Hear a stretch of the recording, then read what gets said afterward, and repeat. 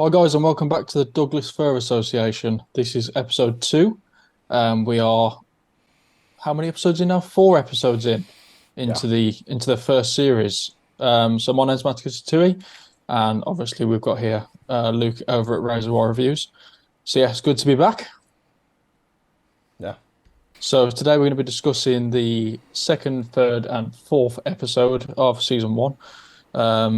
Quite a lot to dig into. A lot of Mm. stuff has happened. A lot of stuff has happened since sort of where we left off with the pilot.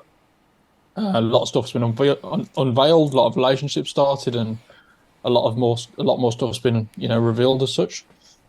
So yeah, where do we begin? God knows. It's a lot has unfurled since the pilot. And when we talked last time about how we'd probably do a chat after, when we got to the end of season one. And then Yeah, I finished episode three and I was like, we got to get into it now. Because I think it's episode three, I think, that's like, it's just kind of mind blowing how much is packed into that one episode in terms of like iconic Twin Peaks moments. yeah, Particularly like the Audrey dance at the diner. I mean, that scene is a pretty like iconic Twin Peaks moment. Isn't this music too dreamy? And the way she just kind of. And when I first watched it, I was like, "What is this? Like, what's going?" on? But it's just become part of the lore that music and her dance and kind of sums up her character a little bit as well. The kind of dreaminess of her and the yeah. she's a very Not to mention this scene.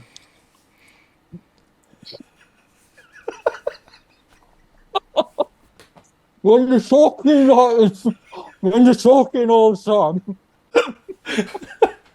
I've had you that practice all night. you got to do the sniff. You got to do the full like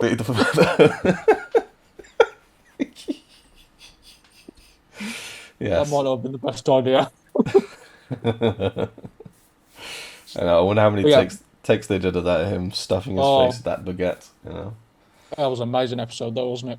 Yeah, I mean Lynch directed as well, but like, yeah, and then of course the red room scene. I mean that's Yeah, just like I forget how unsettling it is at the beginning. That first shot of like the man from another place. He's like hunched over, just like shaking, and there's like the rustling sound, and his hair's kind of. You're like, what is this? And then he turns around, and he's walking backwards. It's like, what? You just. It's become such a parodied thing. The Red Room, it's such a massive piece of like '90s iconography. I remember it being in The Simpsons. Like it's yeah, just it almost becomes a parody of itself, even within its own show. But this is the first time it was done. So this Red Room sequence was filmed for the pilot. yeah. Um, and so I actually went back and watched the international version. Well, I didn't watch the whole thing. I just watched the last 20 minutes because I was, keen to check it out again. It's been a long time, and so that's the last scene of it. It just says 25 years later, and you see the whole sequence. Yeah. So when they got to, okay, we're doing a full series, not just a standalone pilot. I guess Lynch probably had in his head, well, we need to use that scene because we put a lot into that scene. So that's how they Yeah. kind of use bits and pieces. What I love is when in Cooper's dream in that episode, he sees there's like a monologue from the one-armed man when he's talking about fire walk with me and I cut the arm off and stuff. His Yeah. performance in that scene is so good. Like you Yeah. want to talk about some of the acting in the show is a bit ropey. That is fucking incredible acting. There's just something about Absolutely. that Yeah. monologue. He is so good. But in the international pilot, you actually see that full scene with Cooper and Truman on the other side of the room listening to this story, and it's a lot longer as well. And Okay. it leads right into the ending of the story, which is not very good. But they clearly, again, recognizing that was a really good piece of acting, used that in Dream as well, and so it's so well put together. But yeah, what do you think of the Red Room? Going back to it. Yeah, there was one thing I wanted to ask you actually, just Mm. just briefly. I had the subtitles on for most of the episode because I had to have the volume quite low. I always have Does subtitles on. do the subtitles come up regardless Yes, for the Red Room scene? Yes. they're burned in. Yeah. I Because did think that obviously might be, yeah. it's and the backwards speak is a bit of trivia for you. The little man, I forget his name. Is it Michael Anderson jumps out at me. Anyway, but he used to do that when he was a kid. Okay. he used to come up with him and his friend would use tape recorders and learn how to speak backwards and make it, Oh, sound. So I don't know if he brought that to Lynch, but either way, he was quite good at doing it. And so that kind of leads into how they did actually phonetically working out how to make I mean, it doesn't sound completely right, which is kind of the point. It's like yeah, you can hear the words are right, but it doesn't quite ring true. But it's, just a yeah, amazing absolutely, man. scene. And one of the things that quite struck me when, especially when the dream sequence starts and he's just stood facing the curtain shaking. That was one of the most tense moments I thought of the show so far. Just quite eerie stuff, really, and the start of something. You start to feel the episode starting to gain momentum there. In terms of the weirdness for the show, you've obviously saw a lot of quirky stuff so far, but in terms of weirdness, I think that's like the really prominent scene so far. So I love that part. I love I love the line as well, obviously, which is quite obviously iconic, which is sometimes my arms bend backwards, which is later revealed Yeah, um, to have been, a consequence of a death. yeah, Um, yeah, so I really like that. Yeah, it's just iconic, is it? If you Google Twin Peaks, Red Room comes straight up. So yeah. it's a massive, massively iconic for the show. But yeah, I loved it. It was my second time obviously viewing it. As I say, I couldn't remember a great deal about it, but yeah, I thought it was fantastic, and the way they did his the aging makeup on him as well, I thought that was great. Um, it just felt very dreamlike, which is the aim, of course. Which I really liked, really enjoyed it. Yeah, definitely. I mean, it's just there's no going back after that. That you're Mm, stepping into, and even in like episode 4, obviously, it's weird that we both just watched that actually. How the Bookhouse Boys and like how Truman sits down Cooper and he's like, "There's something out there in the woods, something yeah, presence." Now it's starting to look really different, like the supernatural side of it, and it's like there's no ambiguity about it. They're literally saying that strange shit happens here. We like to yeah, keep it that way because yeah, and we have to protect the peace and things. And then Cooper's kind of unorthodox methods, like the Tibetan mysticism, or like the again in episode 3, another iconic scene, the rock throwing scene, which is yeah, just like you just think who came up with this? Obviously, probably Lynch and Frost, but like it's just such a strange sequence, but it's just so captivating to watch. Like the whole even down to the little detail of like, okay, Hawk, you hold the bucket, and please put on the mittens. You got Hawk there with these big mittens, and so yeah, it's that third episode is just massive. I think so. I would want to know how are you feeling about the mystery of it now after that kind of red room sequence? And because I remember when I first watched the show, and he's like, I know who killed Laura Palmer. I was like, holy shit, we're gonna get there straight away. So, yeah, and then the next episode, he's like, I don't remember. I was like, oh, okay. yeah. But So she obviously yeah, whispers the killer to him in his ear, and then obviously he can't remember the next morning, which is again dreamlike, isn't it? You never uh, remember certain parts of your dreams. but Um, he remembers it in staggering detail right until the yeah, end, yeah, and then that's it. The pivotal part. Yeah. So what we were saying, sorry. so where you sat now with the mystery and the has the red room sequence changed anything for you? Where you feeling out? Yeah, so we've had One-Eye Jacks introduced now, which is sort of like it's almost like a secret society, I guess, but it's just, it's a casino as such, but there's some intrigue there as to what's going on because I forgot their dad's name, 1 second. Benjamin Hall. It's Benjamin Horn, yeah. Yeah, So he's got a department store where Laura Palmer used to work, and there's a new girl just started, as discussed between him and his brother, yeah, who's now at this club. So there's some sort of connection there in regards to them bringing girls from the department store over to this club. So there's something going on there. So that's raising some suspicions, of course. But yeah, I mean, it's a difficult one to say because there's so much going on. It's it's not that it's confusing me. It's there's sure. little pockets of information going off all over the place. So you're never really too sure of, who might be the suspect. Obviously they're pointing it in certain directions, Yeah. but it's difficult because there's certain characters we haven't been introduced to yet. I don't know whether we get a deeper sort of understanding of, I forgot his name again. I've got it down here as well. Yeah, the grey-eyed guy. I forgot his name. Bob, is it? Bob. Yeah, Bob. yeah. So we've seen Bob now, but only in flashes, only in Yeah, yeah. It's and we've seen the guy behind the tree in the balaclava. yeah, I don't even know who that is, to be honest with you. Yeah, I don't know. yeah. It probably does get revealed, maybe it doesn't, I don't know. It might be one of those things where it's just like So who's that guy over there? It doesn't matter. You know. it, so that's not the guy in the woods then. to find the guy in the woods.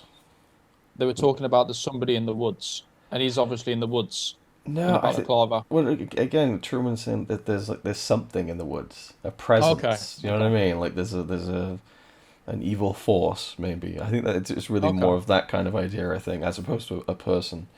Sure. Um, yeah. And okay, here's an interesting when that scene with Leo, Mike, and Bobby in the woods, they're just doing a Yeah. transaction of money and cocaine. I thought that was from the movie. I completely forgot this was even in the series. Oh, So that's where I'm slipping off to bits, where I'm kind of like, oh, okay, I wasn't even sure that was in the series. So it's fun for me to kind of reslot everything in terms of the yeah. chronology. Yeah, of course. And lots of stuff. I mean, some of the Leo stuff. I mean, we talked about his performance in the pilot. Um, you know, it's a notch better, but that's not saying much in terms of his acting chops. But the stuff with Shelley, like when he puts the bar of soap in the sock, and Yeah. it's pretty rough shit. I do like Bobby more as the series goes on. There's little flashes Yeah. there of good stuff, especially in the funeral when he kind of basically calls Oh, out everyone on. Do you know what I mean? You got any thoughts on that? what one of my favorite parts of the show so far, and it is at the funeral. Yeah, It's when he falls onto the coffin and it just keeps going up and down. I I was still laughing my arse off. I still don't know how to feel about it, man. Like, because it's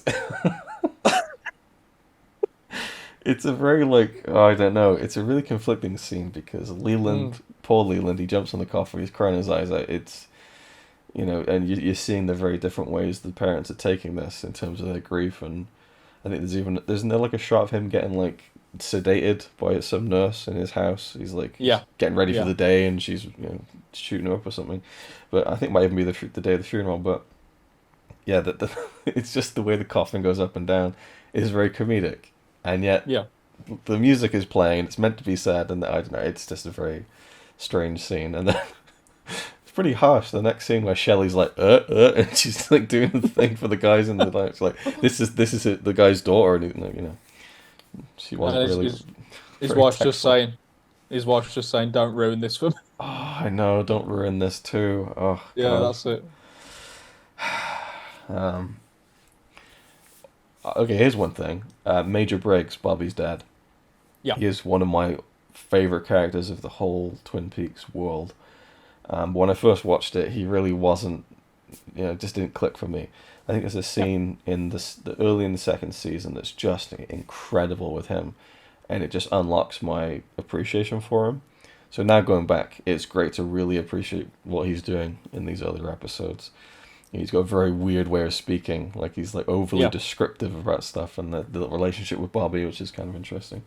So that for me has been fun to see certain characters who I liked from later on, and going back to the beginning and kind of appreciating that part more, which yeah, obviously you don't have because you don't remember much. So yeah, yeah. Well, I've not really been much into the second season anyway. So yeah, as far as I'm aware, anyway, as I say, I definitely can't remember finishing it. yeah, I'm intrigued how far you actually did get, but Yeah, by the sounds of it, we're not going to know because you're not really no, that sharp on anything else, but that's fine. yeah, Um, so you did send me the list that you were writing about like all the characters and like so you could yeah. kind of almost like a cheat sheet so you could remember who's who and like That's it. almost Yeah, everyone is like so and so's bit on the side because again there's so many relationships jumping around. But yeah, what was the one that I found funny? Well, first what was one armed man left which is kind of a joke from the show as well. Is Um, is that the one that you had to pause like 5 times and go back? no, There was something you found really funny. what was it? I've forgotten already. I've forgotten already what that was. But anyway, in that list, you also made a few random notes, and one of them was Cooper kind of grabbing Truman's nose and honking it. That was it. I have no memory of that whatsoever. That was hilarious, and maybe that was it because I did rewind that a few times, and Yeah. it looks like an outtake. It looks like Carl McLaughlin just did it for a laugh, and they kept it The in. way Do he you know just what I mean? the way he just goes whoop, Yeah, and just then out of nowhere. and he just laughs like Yeah. I love their relationship, man. It's That such a was, wholesome like that was really cool. they get each other. I don't know. There's just like a cool instant chemistry between them. Even to like the Bookhouse boys, where like Ed's like, I don't know, he's not one of us, and Truman's like, nah, he's one of the boys. Like he just loves Cooper straight Yeah. away, and yeah, God, there's so much wrapped up in like these 3 episodes already. We've seen Um, some more. We've seen some more emotion from Dr. Jacoby, the psychologist, where yeah, he has that little heart to heart, where he says like he didn't care about any of his patients, but Laura made him care for yeah, the first time in a long time. So that was a nice moment, I thought, and it sort of brings down my suspicion of him, I guess, sure, yeah, because we had the crying scene in, I think, was it episode 2? yeah. When Yeah, crying scene. he's listening to That's it. the tape that she sent him. Yeah. I think Cooper's sort of dropped his suspicions on him as well after that. I think so. Anyway, that's the perception I Probably, got yeah. from it. I like the way Cooper interacts with different people. It's like the when they go see Leo Johnson, and Mm. he says, I forget what they question him about, and Cooper just smiles and goes, "You're lying." Oh yeah, and just that's one of my favorite bits is when there's some scene in the show and it just cuts to ducks in water, Yeah, and you just say Cooper go, "Look at that, ducks on the lake," and then he's just like a big grin on his face like a little kid, and that was one of the lines that Connie just thought was hilarious when she watched it. The whole, "Look at that, ducks on the lake." so we've also got Norma's husband who's been in jail coming back. Hank, yeah. Is that quite pivotal, or is that just a bit of a side story at this point? He does become a fairly, I would say, a fairly big side character. You know, Okay. you'll see a lot of him coming up for sure. I do like the Ed triangle there with Norma Yeah, and his wife Nadine. Yeah, I mean she's a very Nadine like full on character. yeah, Can be quite annoying to watch, but I really like the last scene, substantial scene we had with her where she's talking about how she saw Norma and Ed when they were like high school sweethearts and stuff, and she was looking from yeah, afar, thinking, if you, I just thought if you could just get to know me, then you'd be mine forever. And you just feel that she really loves him, but there's obviously something off with her, and yeah, he's in a really tricky position because he's in love with Norma, but he's also a really good guy, and you can tell it's kind of breaking his heart to be in that kind of position. yeah. It So was a really that's sweet scene with her. yeah, because it starts a bit funny when she's like, "Love me," oh God, but then as she kind of peels back, and yeah, she's an interesting character, Nadine for sure. The whole thing is full of interesting characters. That's what makes it a good show, I guess. Yeah, absolutely. Yeah, but and when you're watching, let's again, we had like a pilot to deal with. Now it's 3 episodes. I'm sure at some point we'll have like 7 episodes to talk about, and it'll be a complete jumble. But Yeah. um, I'm trying to like think of things that substantial things that have happened. I like Albert. I love Albert actually. He's a great character. The brash FBI agent comes in to look at Laura's body, and his instant rivalry with Truman is really fun. One of my favorite bits. ALBERT. One of my favorite bits is when he's talking about the bite marks on Laura's body, and Truman's like, "Must be some kind of animal," and Albert's like, "Look, it's trying to think." He's such an asshole, but he's a great character. Miguel Ferrer, so he's another highlight for me whenever he pops up, and Yeah. yeah. Uh, God, I think there is just a lot to manage in the brain with this. Um, Leland, I find again some of the acting's a bit like full on. Some of it's really affecting to me. The Yeah, scene when he wants to dance with someone, yeah, and then you had the earlier scene in the previous episode where he's like dancing, holding on to Laura's portrait, and that's a really harrowing sequence. yeah. So When there's he puts obviously his hand on the picture. Yeah, yeah, and there's like a connection there with dancing in him with her that he's kind of clearly just flying off the rails with. So yeah. that's a kind of really powerful aspect going on. Um, I told you between this video and the last one about how the actor who plays Pete is Jack Nance, who was in Yes, Eraserhead, which you're quite yeah. surprised by. And to be fair, he has aged terribly. That's fairly short And period of that time. and that and that was back then. It's I like Pete. He's there was a fish in the percolator. Percolator. Have you seen my tackle box? What was it you said in your notes about Catherine Martell, like ginger angry lady? It's That a was pretty it. it's a pretty I accurate hadn't description. I hadn't realised as well. I'm pretty sure that's who plays the mother in Carrie. And I'd Yes, watched that it the night. is. I'd It watched that is. night before. Yeah, yeah. It is. Yeah, she was also in The You'd only Hustler tweaked with tonight. Paul Newman. Yeah, Yeah, she's a great actress. yeah.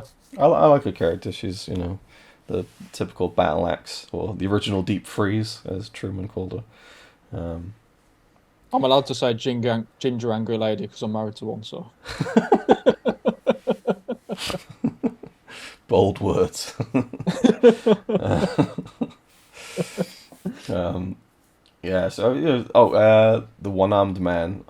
He was in the pilot, and I forgot this. He's in it for like a second because there's a bit in the hospital. Did you even notice him in the pilot?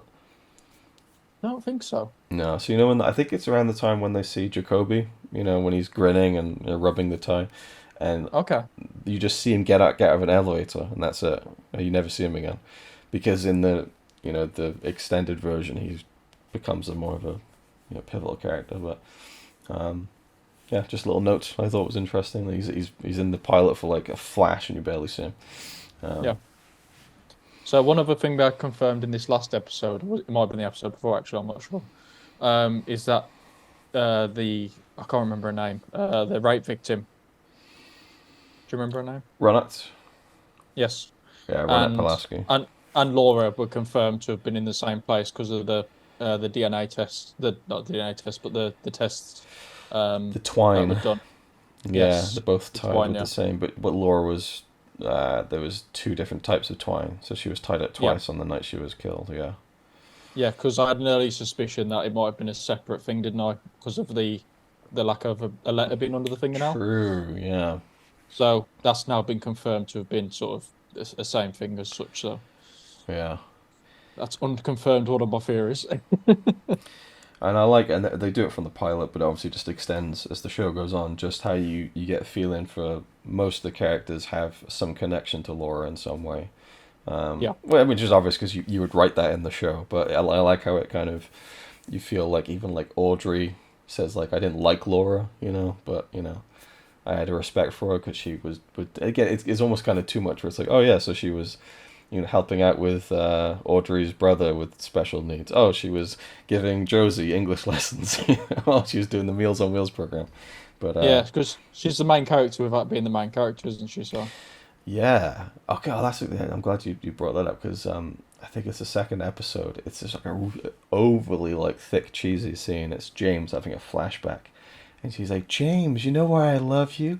Because I believe you really love me, or something like that. And it's like, I think there's a couple of like shots or scenes throughout this whole show where they didn't have the original film elements, so it yeah, goes to like really poor quality. And right. then and that was one of them. But it kind of adds to it. There's like a weird kind of, I don't know. It reminds me of the old VHS days. And then she cracks open the gold necklace and white flash. There's these like really super cheesy moments, and I don't know if it's ever been really confirmed if this show is like meant to be a parody of soap operas. But you Yeah, do have Invitation to Love, which is like a running daytime soap opera that you occasionally see the characters watching on TV. So that's Yeah, kind of almost like a little hint there that it's. Because I don't know, because with Lynch, I feel like some people think, and maybe look at his work, and they say, oh, it's this symbolism, and it's all this, and it's that. And I'm not saying that it isn't, but I feel like with Lynch, a lot of the times, it's more simple than that. And I think there's just a bit. I think there's a naivety to him sometimes, or an innocence, where he means it earnestly, and some people yeah, might think, oh well, that must be a parody, and I don't think that's the case all the time. So I half wonder if he just really loves the kind of feel of soap operas, and that's why he injected so much of that into this, as opposed to being a parody mocking it. yeah. I don't know, but that's the feel I get sometimes. Sometimes I get the feel that it's a bit of a pastiche. Sometimes I feel like he just earnestly likes the raw, cheesy emotion of it sometimes. Yeah, yeah, I get that. Yeah. Yeah, I think a lot of his stuff. When you look back at something like The Straight Story, which is a really heartwarming story, and I think some of his, Eraserhead, as strange as it is, the central story is about a man that's having a nightmare. Um, and with The Straight Story, you've got a central story of a man that's traveling across the country to see his brother. Twin Peaks, you've got a story about, there's lots of things going on, but there's always that central story which is important. Forgot where I was going with this, but I was, yeah, I was trying to get to the point that, you know, you can overcomplicate a lot of Lynch's stuff. And Yeah. granted, I haven't seen a great deal of it, but there's still a baseline there and an understanding of, of what you're watching. So, Yeah. and there is some surreal stuff, don't get me wrong, like Eraserhead is batshit. And if you showed it to most people that aren't into film in general, or, just casual watchers, they are going to think it's fucking mental. But there's also a lot of symbolism in there as well. So, it's not weirdness for no reason. And, a lot of it, as we've seen with Twin Peaks so far, can be quite funny. That absurdity Yeah. that we quite often see. But yeah, I love his work, and that's one of the reasons I do like his work, because it's done for a purpose and not just to be weird. I think a lot of the times. Yeah. And again, I'm almost speaking about his work at large when I say that, but I think sometimes people read way too deep into it, which isn't to Yeah, say that there isn't intent there, but like I don't know, just thinking about some of the cheesy elements of the show, I think that sometimes he just likes that, yeah, and that's it. Um, and it's really an interesting thing because, and this is going way ahead, but on the Blu-ray of The Return, there's this incredible behind the scenes look at the filming of it. It's one of the best behind the scenes I've ever seen. And on the Zeta A set, it's like full fly on the wall David Lynch directing, right? Hours of it. And yeah, you really see a lot of his process. And it just seems like sometimes he just wants to do something because he gets the feel of it, and that's what it is. And yeah, he doesn't try to second guess a lot of it. And it kind of, if it arrives in his head, he kind of tries to put that on the camera as much as possible. So that's the feeling I get when I see some of those super cheesy scenes. And you get people who say that maybe it's like a parody of soap operas and stuff. But I think it might be a blend, as I said. Oh yeah, so if we were to, we could probably like do lots if we talked episode by episode, but I think we covered most of the basic kind of broad strokes and stuff. But I just think yeah, that really that third episode was just probably one of my favorite episodes of TV. I think because it really solidifies what Cooper's all about. Where obviously he's a great detective, does things by the book. His amazing intuition, which is shown multiple times, but he also really leans into this kind of weird, kind of pseudoscience, kind of, or um, how can I put it? Having a dream and thinking, okay, that's going to help me. This is going to crack yeah, the case. This dream I had, I just need to crack the code on the dream. And there's a scene where he talks about dreams and how where those images come from, which I find yeah, fascinating. I love the potential of dreams and why we show ourselves those things. But I yeah. think that we're really getting into what makes Cooper such a great character now. Absolutely. Anything else you'd like to kind of add over the past few We episodes? we do need a quote. A quote. So Ooh. there's a couple here. Okay. There's there's sometimes my arms bend backwards. Mm. That's a good Well, one. that I mean that Red Room sequence, as he's saying those lines, I can almost quote them before he says them. I just feel like every line in that is iconic to me. You Yeah. know, that gum you like is going to come back in style. You know, she's my cousin, but doesn't she look exactly like Laura Palmer? You know, and I come from a she's place where the birds sing. yeah. Um, Might be subquoting that. the birds sing, yeah, yeah. There's always music in the air, and the birds sing a pretty Yeah, song, and then that's it. she's filled with secrets. You know, Yeah. are you Laura Palmer? And she's like, I feel like I know her, but you know, sometimes my arms bend back. I love how just the button of that is just he just starts dancing again. Yeah. It's just it's so strange, but it sticks with you. You know, it's a very Absolutely. Yeah. memorable Absolutely. piece of imagery more than anything, and the that visual of her leaning over to kiss him is very interesting. Um, okay, one last thing before we end. The Cooper Audrey thing is really interesting to me, Yeah. and we'll get into that more later on because there's some trivia around that I think. But how do you feel about that? Because she's clearly infatuated with him, and he's not Yeah. really pushing it away too much. Even at the funeral, he kind of gives her a little smile, which I thought was a bit weird. Like, Yeah. yeah. So, any thoughts on that? Well, at this point, I don't know Audrey's age. True. Yeah, yeah. I don't think it really is ever disclosed, but I'm not They sure. were Though. at high school though, weren't they? Yeah. Oh, true. Yeah, you do So, see her at high school. Yeah, in the beginning. Yeah. so I'm assuming underage, I would say. Yeah. It, Though it it is, she seems a bit of a Lolita type yeah. Yeah. from what I've seen so far.